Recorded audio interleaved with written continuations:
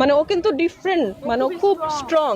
ও উল্টা মানুষজনকে, আমরা ডিপ্রেশনে থাকলে আমাদেরকে বুঝাইতো যে ডিপ্রেশনে থাকার কি আছে, একটাই জীবন, মানে ও করবে এটা মানে আনবিলিভেবল ছিল। তো আমি প্রথমে দেখলাম যে ও ঘুমাইলে যেরকম, ও তো সুন্দর, ও ঘুমাইলে যেরকম ওভাবে শুয়ে আছে। তো আমি অনেকক্ষণ ডাকলাম, ইকরা উঠ, ইকরা উঠ।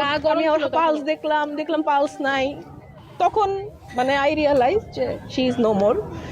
যাই হোক, তো এটা পরে আমি অ্যাসিস্ট্যান্টকে যখন জিজ্ঞেস করলাম, অ্যাসিস্ট্যান্ট, আমি মাঝখানে কিছু জানি না কি হয়েছে, অ্যাসিস্ট্যান্ট বললো যে ওকে আমি জিজ্ঞেস করছি যে তোমাকে কে জানাইছে, বলে আমি ঢুকতে ঢুকতে অলরেডি ঝুলে গেছে। আমি তোমাকে কে জানাইছে, তুমি তো এমনি জানো নাই, নিশ্চয়ই ওকে কেউ জানাইছে, নাইলে ও পাশের রুম থেকে কিভাবে জানবে যে ঝুলে গেছে।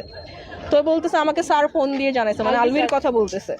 যে আমি বলছি কি জানাইছে, বলে স্যার ফোন দিয়ে আমাকে বলছে যে তোমার ম্যাডাম হচ্ছে পাগলামি করতেছে, তুমি তাড়াতাড়ি ওই রুমে যাও। তো আমরা যে হচ্ছে কি ওই রুমে দরজা লক ছিল, ডাম্বেল না কি দিয়ে দরজা ভেঙে ততক্ষণে নাকি ফ্যানা ট্যানা বের হয়ে গেছে। ওরা নিয়ে প্রথমে সাথে সাথে নিয়ে নাকি ওই মিরপুরে ইসলামী হসপিটালে নিয়ে গেল। এমন না যে সে কিছু জানে না, সে যে একটু আগে স্ট্যাটাস দিল যে আমি জানি না কি হয়েছে।